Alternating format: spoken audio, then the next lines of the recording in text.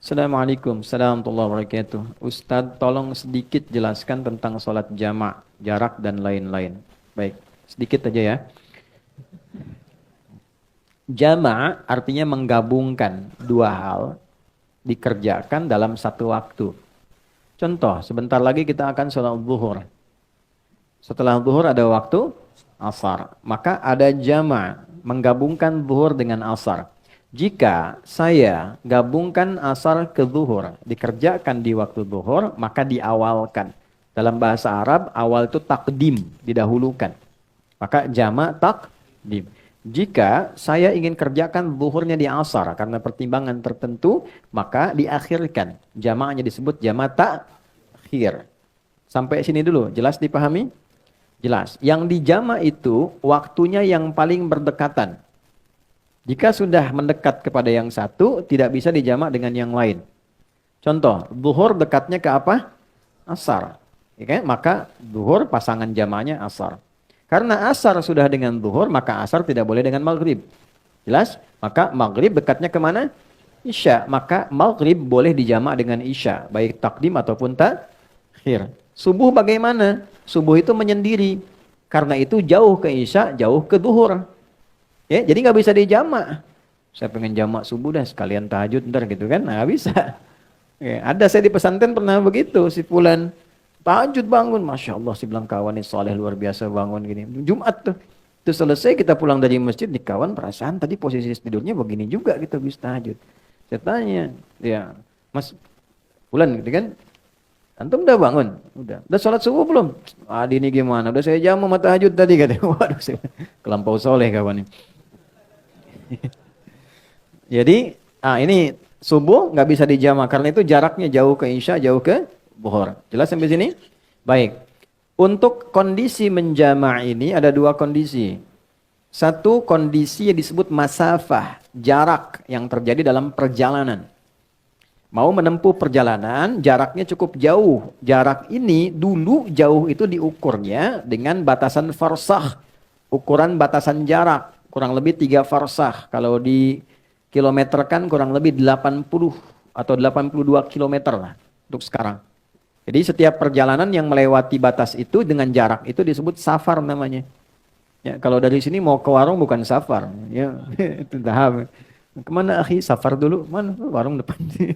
Itu bukan safar. Safar itu minimal jaraknya berapa? 80 atau 82 kilo. Ini masafah.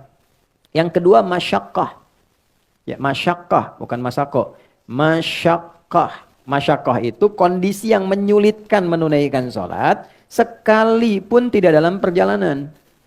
Anda profesi dokter, akan mengambil tindakan.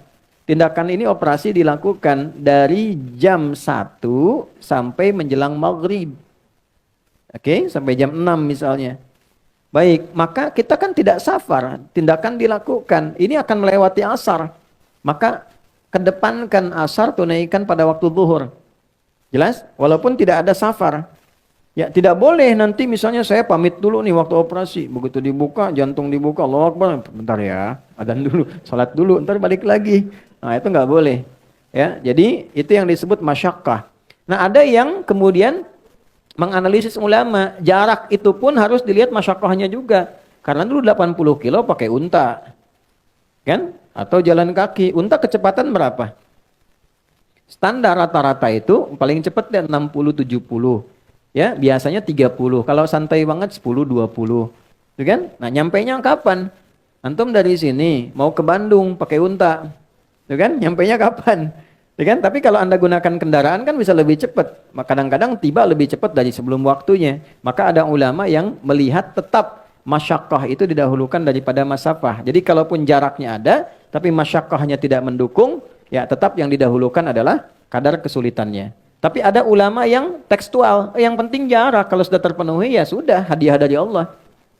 Gitu. Nah, ini tinggal silahkan aja dalilnya ada, mana pilih yang paling gampang. Ya. Ada lagi kondisi yang tidak ada masafah, masyaqqah juga ringan, tapi kondisi cuaca. Misal Anda biasa ke masjid nih, ya jamaah, maghrib sudah ke masjid, tiba-tiba mau isya hujan besar begitu, geledeknya di mana-mana, ya kan? Nah, itu boleh dijamak seketika juga. Jamak sama dengan isya. Lalu pulang, isya nggak ke masjid lagi. itu sudah masuk, itu sah, boleh dilakukan. Itu ada hadisnya juga yang tersambung dalam riwayat Madzhab Maliki itu dijelaskan dengan sangat detail. Kemudian, kalau zuhur berapa rakaat? 4. Asar berapa rakaat? 4. Kalau saya jama, dahulukan asar, takdim ke zuhur, ditunaikan 4-4. Maka disebutnya namanya jamak kamil. Sempurna. 4 rakaat.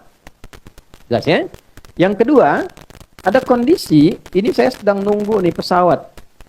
Saya mau berangkat. Sudah di Halim atau di Soekarno-Hatta, nunggu. Kalau saya paksakan 4, saya ketinggalan pesawat. Ya, maka apa yang terjadi? Ya, wa idza darabtum fil ardi falaysa 'alaikum junahun an taqsuru minas shalah. Quran surah keempat ayat 101. Tidak ada salahnya kalau engkau khawatir dalam perjalanan engkau mengkosor. Kosor itu mengurangi, memotong. Ya, dikurangi itu jumlahnya mesti genap, harus selalu genap. Jadi yang ganjil nggak bisa dipotong, dibagi 2. Ya, zuhur jumlahnya berapa? 4, bagi 2 berapa? 2. Hasilnya harus genap, paling minimal 2. Boleh. Ya, maghrib berapa rakaat? 3. Bisa nggak dibagi 2? Tidak bisa. Jadi nggak bisa dikosor maghrib, nggak ada 1,5.